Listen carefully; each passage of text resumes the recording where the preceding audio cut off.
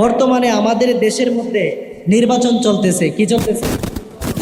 উপজেলা নির্বাচন চলতেছে।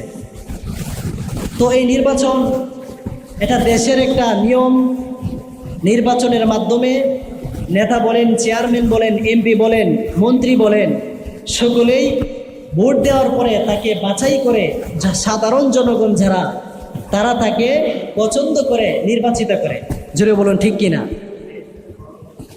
তো নির্বাচন এবং নেতা বাছাই এইগুলোর মধ্যেও আল্লাহওয়ালা মুমিন ব্যক্তি যারা তাদেরকে বাছাইকৃত করতে হবে, তাদেরকে বাছাই করতে হবে।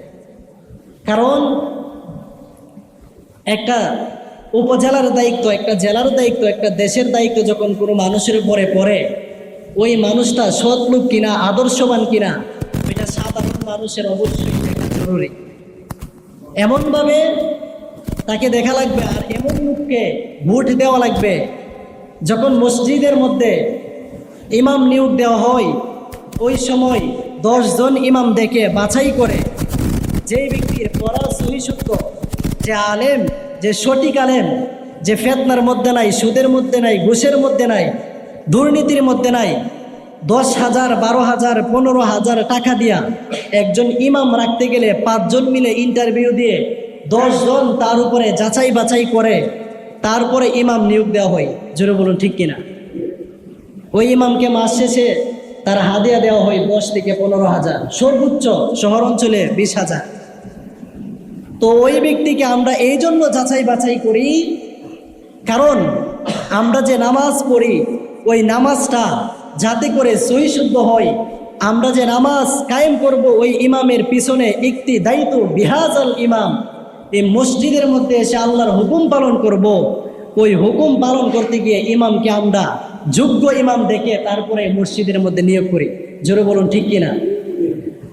তো এই জন্য আমরা যখন একটা উপজেলা বা জেলা অথবা ইউনিয়নের মেম্বার বলেন, চেয়ারম্যান বলেন, এমপি বলেন, মন্ত্রী বলেন, তাদেরকে বাছাই করতে গেলেও আমাদের যোগ্য নেতা দেখে তারপরে বাছাই করে ভোট দিতে হবে। আপনি কোন জায়গায় ভোট দিচ্ছেন? ভোটটা হচ্ছে আপনার একটা আমানত। ভোট কি? জোরে বলুন। আমানত। যাতে করে আমানতের খিয়ানত না হয়, ভুল ব্যক্তিকে আমরা যেন ভোট না দেই, এই জন্য কাল কিয়ামতের দিন কিন্তু আল্লাহর কাঠগড়ায় দাঁড়াতে হবে।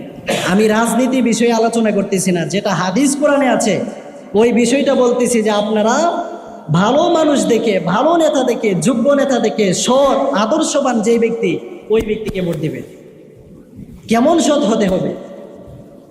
যারা রাষ্ট্র পরিচালনা করবে তারা কেমন সৎ লোক হতে হবে?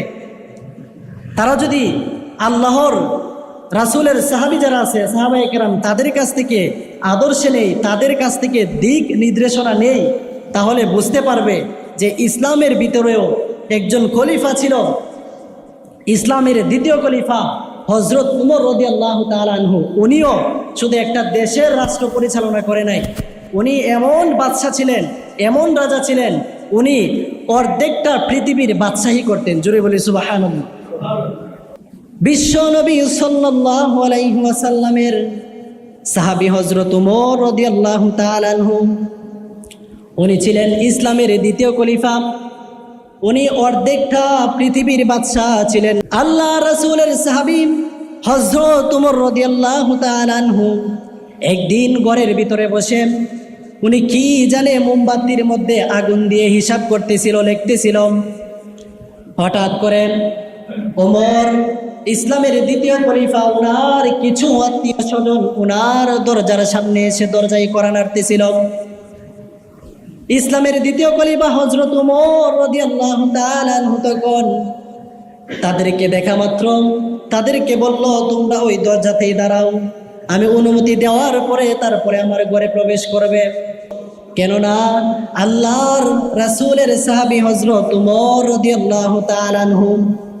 এই কথা বলার কারণ হচ্ছে, উনি যখন রাষ্ট্রের কাজ করতেছিল, এই যে মোমবাতিটা কিনা ছিল ওইটা ছিল রাষ্ট্রের টাকায় কিনা।